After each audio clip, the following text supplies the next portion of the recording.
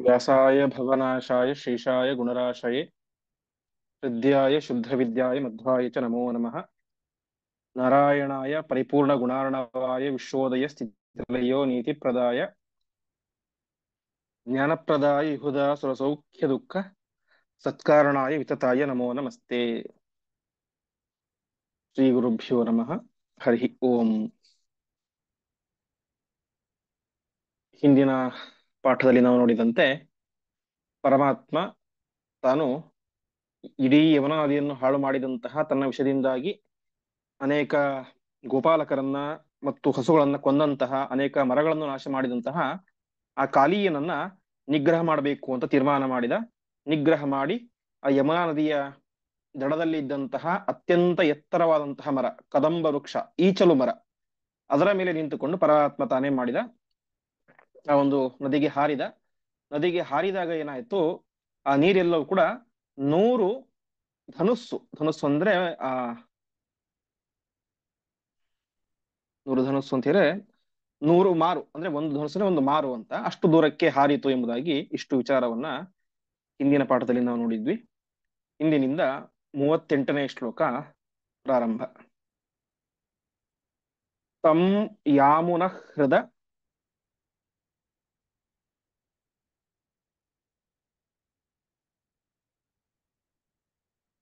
ವಿಲೋಲಕಮಾಪ್ಯ ನಾಗಃ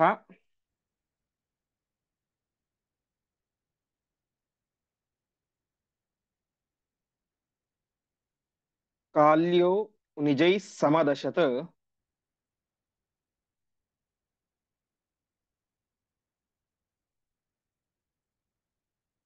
ಸಹ ವಾಸುದೇವಂ.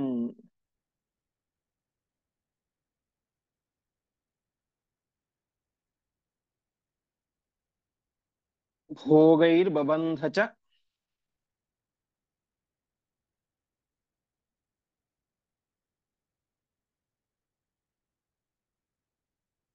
ನಿಜೇಶ್ವರಮೇನ ಮಜ್ಞಃ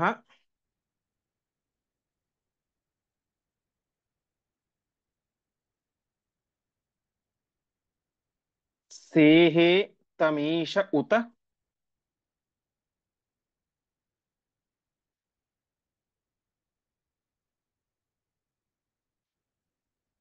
ಭಕ್ತಿಮತೋಪರಾಧಂ.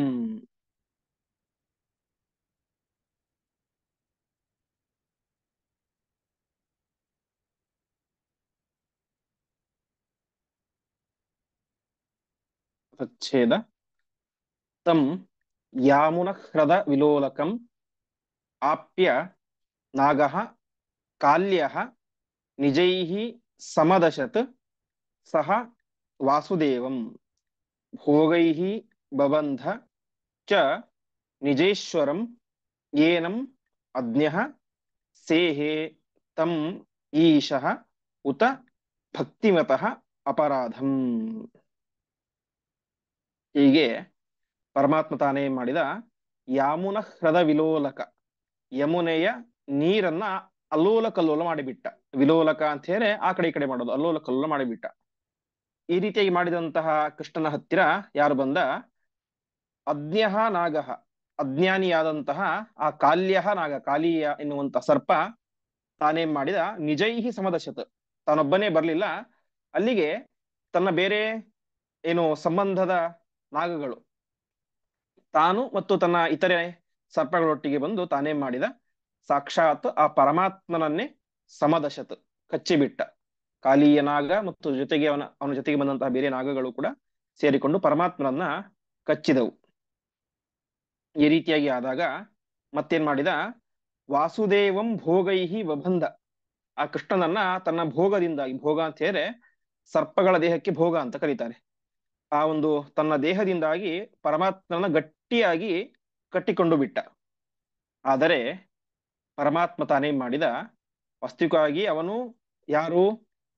ಪರಮಾತ್ಮನ ಭಕ್ತನೇ, ಆದರೆ ಕೃಷ್ಣನೇ ಪರಮಾತ್ಮ ಅಂತ ಗೊತ್ತಿಲ್ಲ, ಅವನು ಅಜ್ಞಾನಿಯಾಗಿದ್ದ. ಹಾಗಾಗಿ ತಾನೇನ್ ಮಾಡಿದ? ಪರಮಾತ್ಮ ತನ್ನ ಭಕ್ತನಾದಂತಹ ಈ ಕಾಲೀಯನ ಅಪರಾಧವನ್ನ ಸೇಹೇ, ಸಹಿಸಿಕೊಂಡ ಅಂತ. ಪರಮಾತ್ಮ ಭಕ್ತರು ಮಾಡಿದಂತಹ ಸಣ್ಣ ಪುಟ್ಟ ಅಪರಾಧಗಳನ್ನು ಸಹಿಸಿಕೊಳ್ತಾನೆ ಅಂತೆ.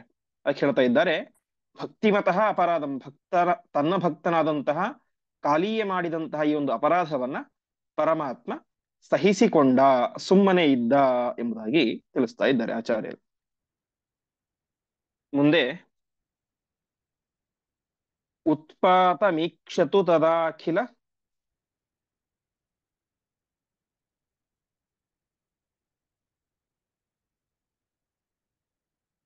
ಗೋಪ ಸಂಘ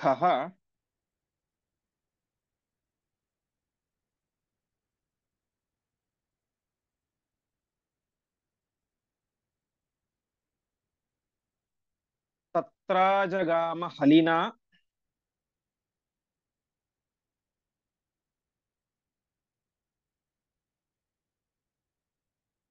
ಪ್ರತಿಬೋಧಿತೋಪಿ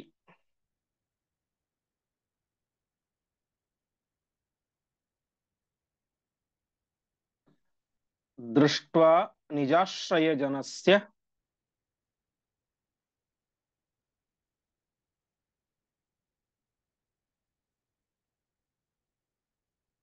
ಬಹೋಃ ಸುದುಃಖಂ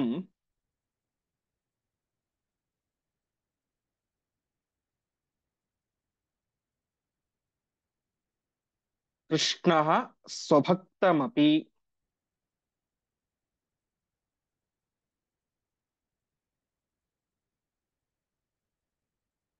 ನಾಗಮಮುಂ ಮಮರ್ದ.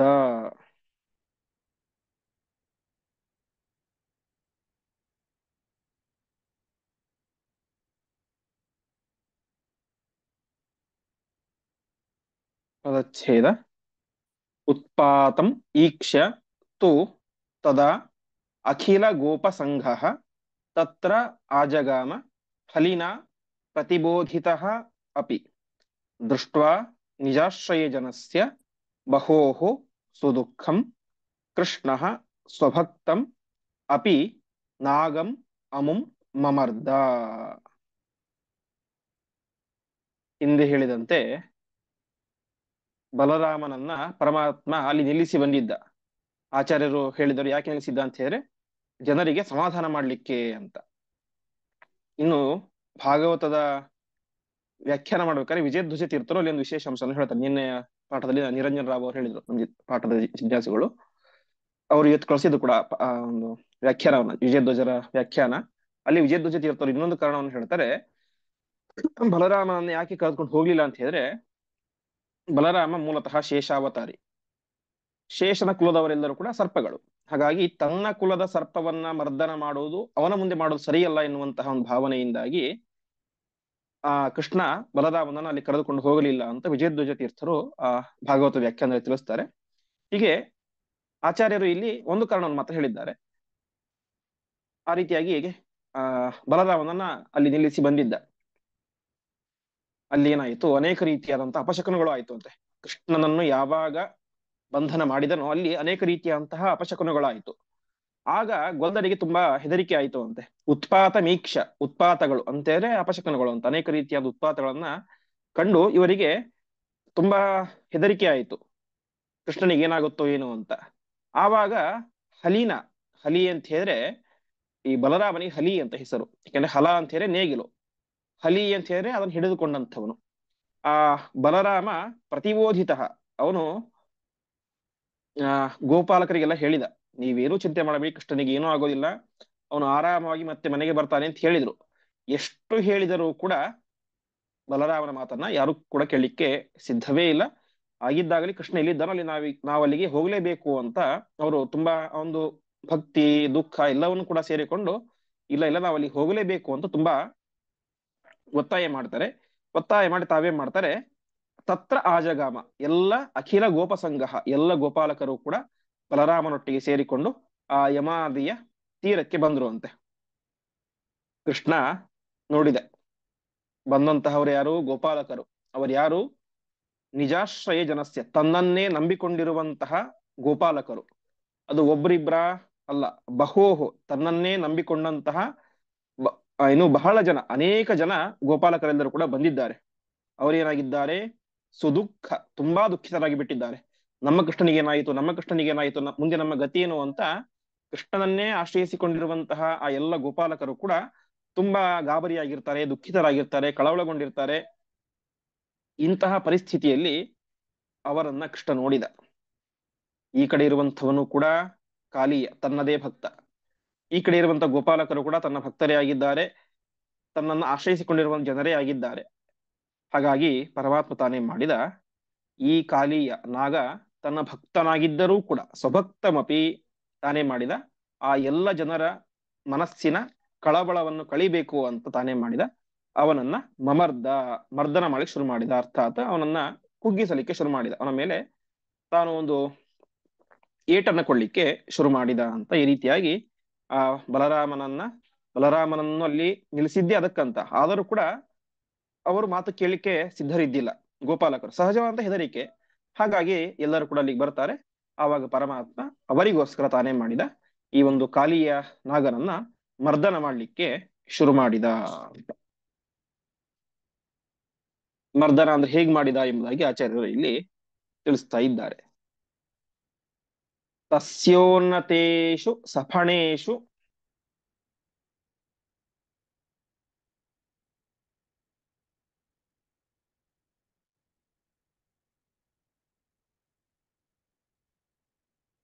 ನನರ್ಥ ಕೃಷ್ಣ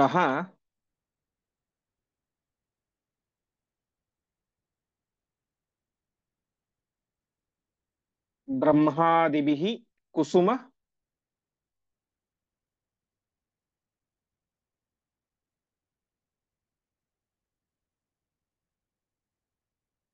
ವರ್ಷಿಭಿರೀಡ್ಯಮಾನಃ.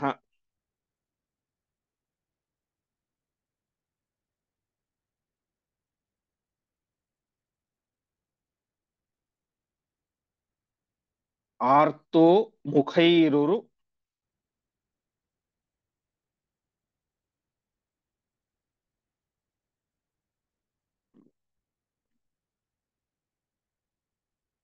ವಮನ್ ರುಧಿರಂ ಸ ನಾಗೋ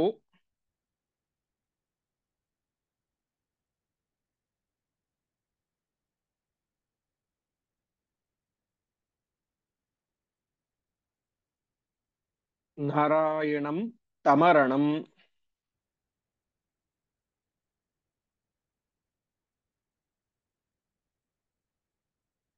ಮನಸಾ ಜಗಾಮ.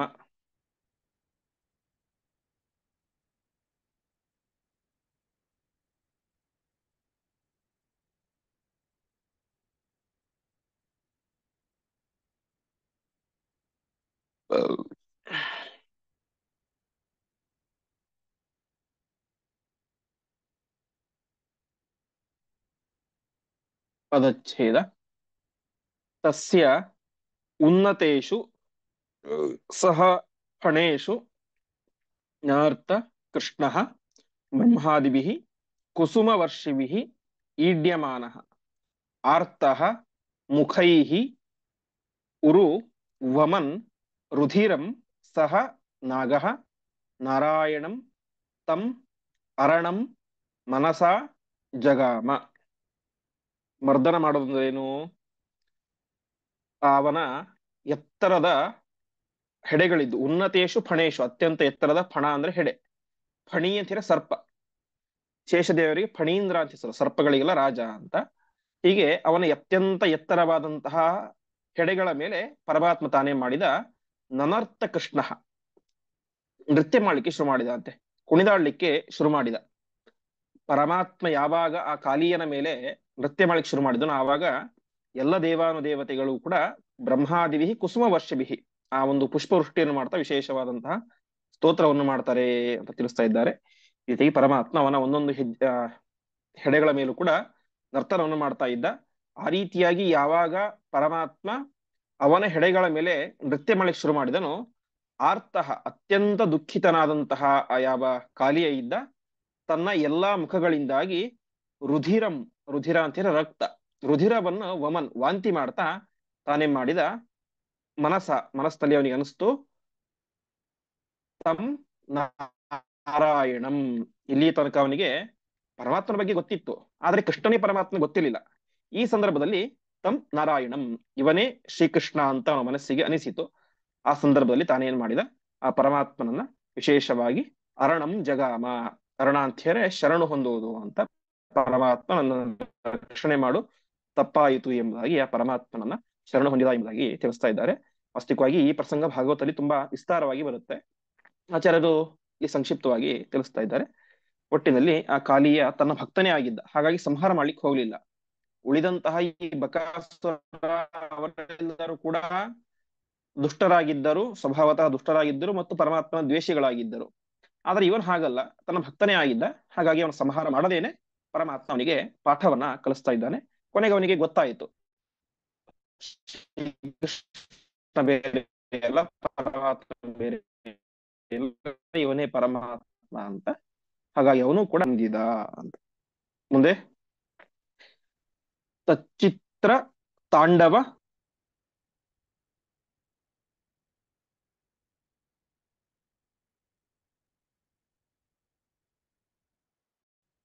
ವಿರುಗ್ಣ ಫಣಾತಪತ್ರಂ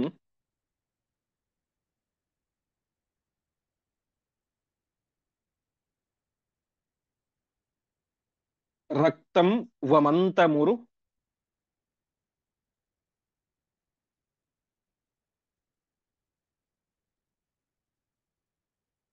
ಸನ್ನಧಿಯಂ ನಿತಾಂತಂ.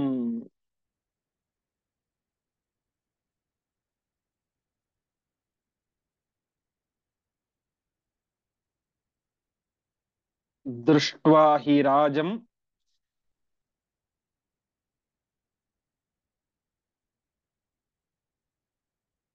ಉಪಸೇದುಃ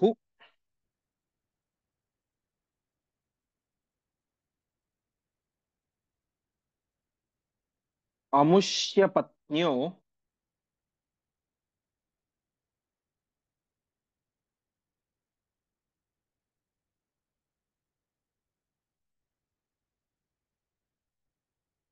ನೇಮುಶ್ಚ ಸರ್ವಜಗದಾದಿ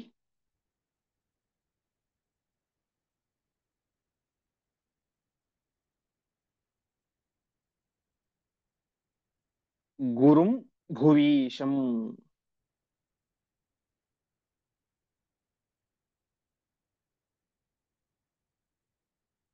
ಸರಿಯಾಗಿ ಬರ್ತಾ ಇದ್ದಾನೆ ವಿಡಿಯೋ? ಇಲ್ಲಾಂದ್ರೆ ಹೇಳಿ, ಆಡಿಯೋ ಮಾಡ್ತೀನಿ. ಬರ್ತದೆ ಸರ್, ಬರ್ತಾ ಇದ್ದಾನ? ಸರಿ, ಬರ್ತದೆ. ಪದಚ್ಛೇದ. ತಚ್ಚಿತ್ರ ತಾಂಡವ ವಿರುಗ್ಣ ಫಣಾತಪತ್ರಂ ರಕ್ತಂ ವಮಂತಂ ಉರು ಸನ್ನಧಿಯಂ ನಿತಾಂತಂ ದೃಷ್ಟ್ವಾ ಅಹಿರಾಜಂ ಉಪಸೇದುಃ ಅಮುಷ್ಯ ಪತ್ನ್ಯಃ ನೇಮುಃ ಚ ಸರ್ವಜಗದಾದಿಗುರುಂ ಭುವೀಶಂ.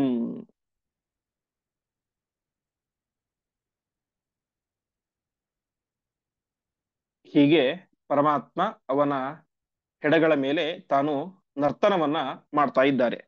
ನರ್ತನ ಮಾಡೋಕ್ಕಾದ್ರೆ ಪರಮಾತ್ಮ ವಿಚಿತ್ರವಾದಂತಹ ಆ ತಾಂಡವ ನೃತ್ಯವನ್ನು ಮಾಡ್ತಾ ಇದ್ದಾನೆ. ತಚ್ಚಿತ್ರ ತಾಂಡವ ವಿರುಗ್ಣ ಫಣಾತಪತ್ರ. ಆ ಪರಮಾತ್ಮನ ಒಂದು ನೃತ್ಯದಿಂದಾಗಿ, ವಿಚಿತ್ರವಾದಂತಹ ನೃತ್ಯದಿಂದಾಗಿ ಏನಾಯ್ತು, ಅವನ ಫಣ, ಫಣ ಅಂದ್ರೆ ಹೆಡೆಗಳೇನದು ಆತಪತ್ರ. ಆತಪತ್ರ ಅಂತ ಹೇಳಿದ್ರೆ ಕೊಡೆ ಅಂತ. ಅಂದ್ರೆ ಒಳ್ಳೆ ಬಲಿಷ್ಠವಾದಂತಹ ಹೆಡೆ ಏನಾಯ್ತು, ಪರಮಾತ್ಮ ಕುಣಿದಂತಹ ಒಂದು ರಭಸಕ್ಕೆ, ವೇಗಕ್ಕೆ, ಅವನ ಭಾರಕ್ಕೆ ಕೊಡೆಯಂತೆ ಆಗ್ಬಿಟ್ಟುವಂತೆ.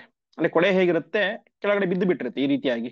ಆ ರೀತಿಯಾಗಿ ಈ ಕೃಷ್ಣ ಪರಮಾತ್ಮ ನೃತ್ಯಕ್ಕೆ ಅವನ ಹೆಡೆಗಳೆಲ್ಲವೂ ಕೂಡ ಏನಾಯ್ತು, ಕೊಡೆಯಂತೆ ತುಂಬಾ ಆ ವಿರುಗ್ಣ ಅಂದ್ರೆ ಜರ್ಜರಿತ ಆಗ್ಬಿಡ್ತು, ತುಂಬಾ ವೀಕ್ ಆಗ್ಬಿಡ್ತು. ಒಳ್ಳೆ ಬಲಿಷ್ಠನಾದಂತಹ ನಾಗ, ಕಾಲಿಯ ಎನ್ನುವಂತಹ ನಾಗ, ಆ ಕಾಲಿಯ ಎನ್ನುವಂತಹ ಆ ನಾಗನ ಎಲ್ಲ ಹೆಡೆಗಳು ಕೂಡ ತುಂಬಾ ಜರ್ಜರಿತವಾಗಿ ಹೋಗಿಬಿಟ್ಟು ಎಂಬುದಾಗಿ ತಿಳಿಸ್ತಾ ಇದ್ದಾರೆ. ಅಷ್ಟು ಮಾತ್ರ ಅಲ್ಲ, ಉರು ರಕ್ತಂ ವಮಂತ, ತುಂಬಾ ರಕ್ತದ ವಾಂತಿಯನ್ನು ಮಾಡ್ತಾ ಇದ್ದ. ಒಂದೊಂದು ಇದರ ಮೇಲೆ, ಹೆಡೆಗಳ ಮೇಲೆ ಪರಮಾತ್ಮ ಹೆಜ್ಜೆ ಇಟ್ಟಾಗಲೂ ಕೂಡ ಆ ಬಾಯಿಂದಾಗಿ ತುಂಬಾ ರಕ್ತವನ್ನು ವಾಂತಿ ಮಾಡ್ತಾ ಇದ್ದ. ಅದರಿಂದ ಏನಾಯ್ತು, ಸನ್ನಧಿಯ, ಅವನಿಗೆ ಬುದ್ಧಿನೇ ಹೋಗ್ಬಿಡ್ತು ಅಂತೆ. ತನಗೇನಾಗ್ತಾ ಇದೆ, ಎಲ್ಲಿದ್ದೇನೆ, ಏನು ಅಂದೇ ಮರ್ತು ಹೋಗ್ಬಿಡ್ತು ಎಂಬುದಾಗಿ ತಿಳಿಸ್ತಾ ಇದ್ದಾರೆ. ಹೀಗೆ ರಕ್ತಂ ವಮಂತಂ ಉರು ಸನ್ನಧಿಯಂ ನಿತಾಂತಂ, ನಿರಂತರವಾಗಿ ಪರಮಾತ್ಮ ಅವನು ನೃತ್ಯ ಮಾಡ್ತಾನೆ ಇದ್ದಾನೆ. ಅದರಿಂದಾಗಿ ಅವನಿಗೆ ತುಂಬಾ ಒಳ್ಳೆ ಕೊಡೆಗಳಂತೆ ಎಲ್ಲ ಹೆಡೆಗಳು ತುಂಬಾ ಅದರಿಂದಾಗಿ ನೋವಾಯ್ತು. ರಕ್ತದ ವಾಂತಿ ಮಾಡ್ತಾ ಇದ್ದಾನೆ. ಮೂರ್ಛೆ ಒಳಗಾಗಿ ಬಿಟ್ಟ. ಈ ಸಂದರ್ಭದಲ್ಲಿ ದೃಷ್ಟ್ವಾ ಅಹಿರಾಜಂ, ಅಹಿ ಅಂತ ಹೇಳಿ ಸರ್ಪ, ಸರ್ಪಗಳ ರಾಜನಾದಂತಹ ಆ ಕಾಲಿಯನನ್ನ ಕಂಡಂತಹ ಅಮುಷ್ಯ ಪತ್ನಿಯ, ಆ ಕಾಲಿಯನಿಗೆ ಅನೇಕ ಜನ ಹೆಂಡತಿಯರಿದ್ದರು. ಆ ಎಲ್ಲ ಹೆಂಡತಿಯರು ಕೂಡ ತಾವೇನ್ ಮಾಡ್ತಾ ಇದ್ದಾರೆ, ಆ ಭುವೀಶಂ, ಇಡೀ ಭೂಮಿಗೆ ಒಡೆಯನಾದಂತಹ ಜಗದಾದಿಗುರುಂ, ಇಡೀ ಜಗತ್ತಿಗೆ ಆ ಆದಿಗುರು, ಮೊದಲ ಗುರುವಾದಂತಹ ಪರಮಾತ್ಮನನ್ನ ಬಂದು ನೇಮುಹು, ನಮಸ್ಕಾರ ಮಾಡ್ತಾ ಇದ್ದಾರೆ ಅಂತ. ಇದರಲ್ಲಿ ತಾತ್ಪರ್ಯ ಇಷ್ಟು: ಅವನ ಹೆಡೆಗಳು ಒಳ್ಳೆ ಕೊಡೆಯಂತೆ ಆಗಿತ್ತು. ಅದರಿಂದಾಗಿ ನಿರಂತರವಾಗಿ ರಕ್ತವನ್ನ ವಾಂತಿ ಮಾಡ್ತಾ ಇದ್ದ. ಅಷ್ಟು ಮಾತ್ರ ಅಲ್ಲ, ಸನ್ನಧಿಯ ಬುದ್ಧಿಭ್ರಮಣೆಯಾಗಿ ಮೂರ್ಛೆನೆ ಹೋಗಿಬಿಟ್ಟ. ಅಂತಹ ಸಂದರ್ಭದಲ್ಲಿ ಅವನ ಪರಿಸ್ಥಿತಿಯನ್ನು ಕಂಡು ಗಾಬರಿಯಾದಂತಹ ಅವನ ಹೆಂಡಂದಿರೆಲ್ಲರೂ ಕೂಡ ಬಂದು ಪರಮಾತ್ಮನ ಹತ್ತಿರ ಬಂದು ನಮಸ್ಕಾರ ಮಾಡ್ತಾ ಇದ್ದಾರೆ. ಮುಂದೆ ತಾಭಿಸ್ತುತಸ್ಸ ಭಗವಾನ್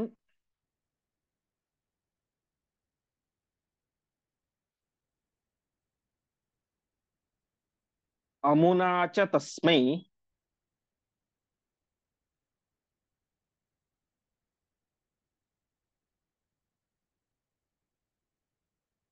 ದತ್ವಾಭಯಂ ಯಮ ಸಹೋದರ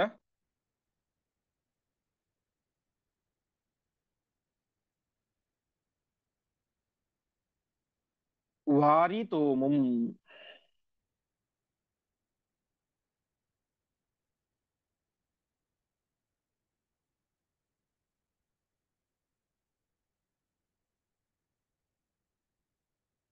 ಉತ್ಸೃಜ್ಯ ನಿರ್ವಿಷಜಲಾಂ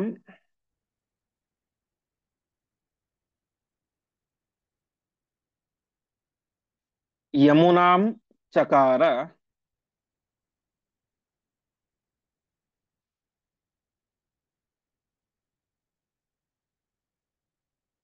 ಸಂಸ್ತೂಯಮಾನಚರಿತಃ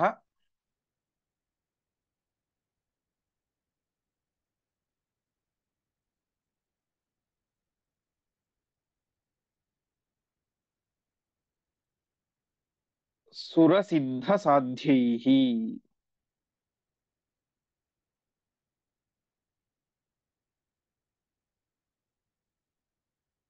ಪದಚ್ಛೇದ: ತಾಭಿಃ ಸ್ತುತಃ ಸಹ ಭಗವಾನ್ ಅಮುನಾ ಚ ತಸ್ಮೈ ದತ್ವಾ ಅಭಯಂ ಯಮ ಸಹೋದರವಾರಿತಃ ಅಮುಂ ಉತ್ಸೃಜ್ಯ ನಿರ್ವಿಷಜಲಾಂ ಯಮುನಾಂ ಚಕಾರ ಸಂಸ್ತೂಯಮಾನ ಚರಿತಃ ಸುರಸಿದ್ಧ ಸಾಧ್ಯೈಃ.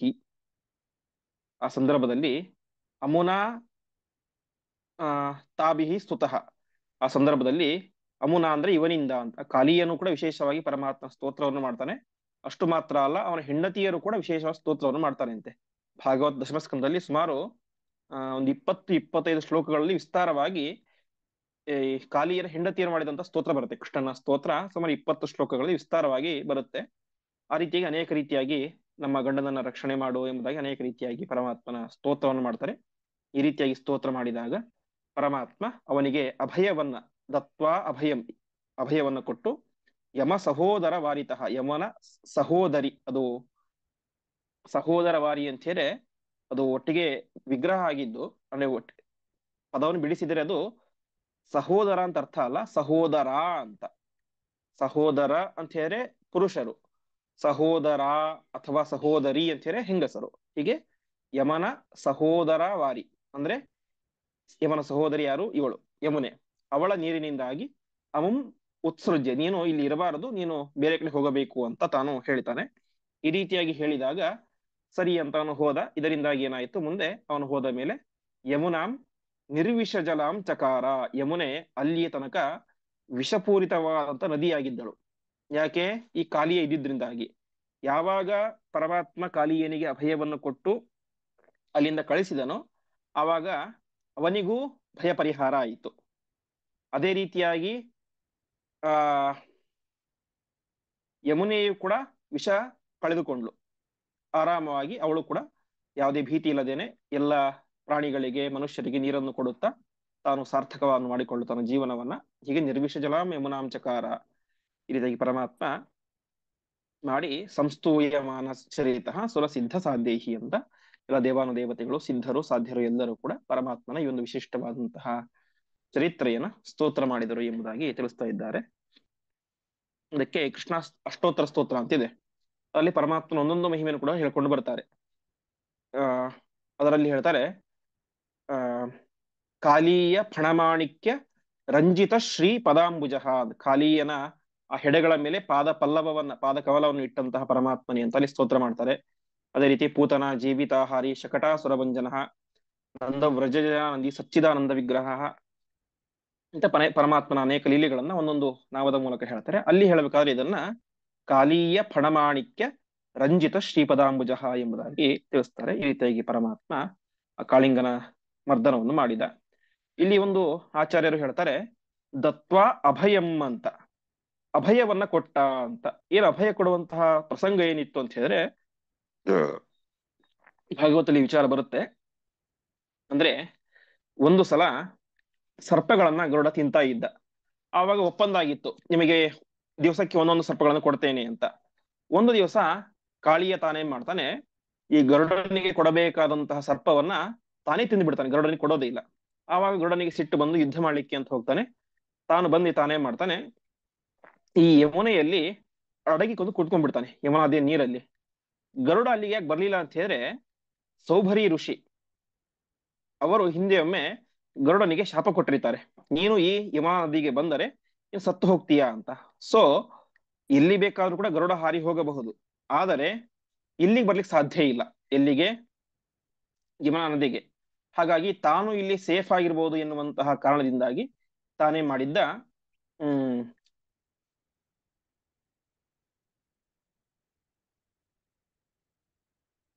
ಅಲ್ಲಿ ಬಂದು ಇದ್ದಿದ್ದ ಯಾರು? ಕಾಳಿಂಗ. ಹಾಗಾಗಿ ಪರಮಾತ್ಮ ತಾನು ಅವನನ್ನು ಅಲ್ಲಿಂದ ಕಳಿಸಿ ಯಮುನಾದಿಯ ನೀರನ್ನ ಸಹಜವಾಗಿ ಮಾಡಿದ. ಸರಿ, ಅಲ್ಲಿಂದ ಹೋಗ್ಬಿಟ್ರೆ ಮತ್ತೇನಾಗುತ್ತೀಗ? ಗರುಡನ ಹೆದರಿಕೆ ಶುರುವಾಗುತ್ತಲ್ಲ ಕಾಳಿಂಗನಿಗೆ. ಯಾಕೆಂತಂದ್ರೆ ಸೌಭರಿ ಋಷಿ ಶಾಪ ಇದ್ದದ್ದೇನು ಇಲ್ಲಿಗೆ ಮಾತ್ರ ಬರಬಾರ್ದು ಅಂತ, ಇಲ್ಲಿಗೆ ಈ ಯಮುನಾ ನದಿಗೆ ಮಾತ್ರ. ಸೊ ಯಮುನಾ ನದಿಯಿಂದ ಹೋಗ್ಬಿಟ್ರೆ ಏನಾಗುತ್ತೆ, ಮತ್ತೆ ಮುಂದೆ ಕಾಳಿಯನಿಗೆ ಆ ಹೆದರಿಕೆ ಶುರು ಆಗೇ ಆಗುತ್ತೆ. ಹಾಗಾಗಿ ಮತ್ತೆ ಅವನಿಗೆ ಹೆದರಿಕೆ ಬಂದೇ ಬರುತ್ತಲ್ವ ಅಂತ ಹೇಳಿದ್ರೆ ಅದಕ್ಕೆ ಹೇಳ್ತಾ ಇದ್ದಾರೆ ಪರಮಾತ್ಮ, ನಿನ್ನ ತಲೆ ಮೇಲೆ ನಾನು ಇಷ್ಟು ಹೊತ್ತು ನೃತ್ಯ ಮಾಡಿದ್ದೇನೆ. ಸೊ ಏನಾಗಿದೆ, ನಿನ್ನ ಇದರ ಮೇಲೆ ನನ್ನ ಹೆಜ್ಜೆ ಕೂತ್ಕೊಂಡಿದೆ, ಹೆಜ್ಜೆಯ ಗುರುತಿದೆ. ನನ್ನ ಪಾದಸ್ಪರ್ಶ ಇರುವಂತಹ ತನಕ ನಿನಗೇನಿಲ್ಲ, ಯಾವುದೇ ರೀತಿಯಾದಂತ ಹೆದರಿಕೆ ಇಲ್ಲ. ಹಾಗಾಗಿ ನಿನಗೆ ಆ ಗರುಡ ಏನು ಕೂಡ ಮಾಡೋದಿಲ್ಲ ಅಂತ ದತ್ವಾ ಅಭಯಂ, ಅಭಯವನ್ನ ಅವನಿಗೆ ಕೊಟ್ಟಿದ್ದ. ಹಾಗಾಗಿ ಪರಮಾತ್ಮನ ಒಂದು ಅಭಯ ಮುದ್ರೆಯನ್ನು ಇಟ್ಟುಕೊಂಡು ಈಗ ಕಾಲಿಯ ಏನು ಮಾಡ್ತಾ ಇದ್ದಾನೆ, ಆ ಯಮುನಾ ನದಿಯಿಂದಾಗಿ ಮತ್ತೆ ಪುನಃ ತನ್ನ ಮೂಲ ವಾಸಸ್ಥಳಕ್ಕೆ ಹೋಗ್ತಾ ಇದ್ದಾನೆ. ಈ ರೀತಿಯಾಗಿ ಪರಮಾತ್ಮ ತಾನು ಆ ಕಾಳಿಯನ ಮರ್ದನವನ್ನು ಮಾಡಿ ಆ ಕಾಳಿಯನನ್ನು ರಕ್ಷಣೆ ಮಾಡಿದ. ಯಾಕೆಂದ್ರೆ ಕಾಳಿಯ ಗರುಡನಿಗೆ ಹೆದರಿ ಅಲ್ಲೇ ಕುತ್ಕೊಂಡ್ಬಿಟ್ಟಿದ್ದ. ಹಾಗಾಗಿ ಕಾಳಿಯನನ್ನು ರಕ್ಷಣೆ ಮಾಡಿದ. ಅಷ್ಟು ಮಾತ್ರ ಅಲ್ಲ, ಅದೇ ರೀತಿಯಾಗಿ ಯಮುನಾ ನದಿಯನ್ನು ರಕ್ಷಣೆ ಮಾಡಿದ. ಯಮುನಾ ನದಿಯ ನೀರು ವಿಷಮಯವಾಗಿತ್ತು, ಅದನ್ನು ಸಹಜ ಸ್ಥಿತಿಗೆ ತಂದ. ಅಲ್ಲಿ ಸುತ್ತಮುತ್ತಲಿದ್ದಂತಹ ಎಲ್ಲ ಜನರಿಗೂ ಕೂಡ ಏನಾಗಿತ್ತು, ಯಮುನಾ ನದಿಯ ನೀರೇ ಮುಖ್ಯ ಆಶ್ರಯ. ಆದರೆ ನೀರು ವಿಷ ಆಗಿಬಿಟ್ಟಿದೆ, ಮೀನುಗಳು ಸತ್ತು ಹೋಗ್ತಾ ಇದ್ದಾವೆ, ನೀರನ್ನು ಕುಡಿದಂತಹ ಜನರು ಸತ್ತು ಹೋಗ್ತಾ ಇದ್ದಾರೆ, ನೀರನ್ನು ಕುಡಿದಂತಹ ಆಕಳುಗಳು ಸತ್ತು ಹೋಗ್ತಾ ಇದ್ದಾವೆ. ಅಷ್ಟು ಮಾತ್ರ ಅಲ್ಲ, ನದಿಯ ಸುತ್ತಮುತ್ತಲಿರುವಂತಹ ಮರಗಳೇ ಸುಟ್ಟು ಹೋಗ್ತಾ ಇದ್ದಾವೆ ವಿಷದ ಗಾಳಿಗೆ. ಹಾಗಾಗಿ ಈ ಒಂದು ಕಾರ್ಯದ ಮೂಲಕ ಪರಮಾತ್ಮ ಅನೇಕ ಜನರ ಉದ್ಧಾರವನ್ನು ಮಾಡಿದ ಎಂಬುದಾಗಿ ತಿಳಿಸ್ತಾ ಇದ್ದಾರೆ. ಇನ್ನು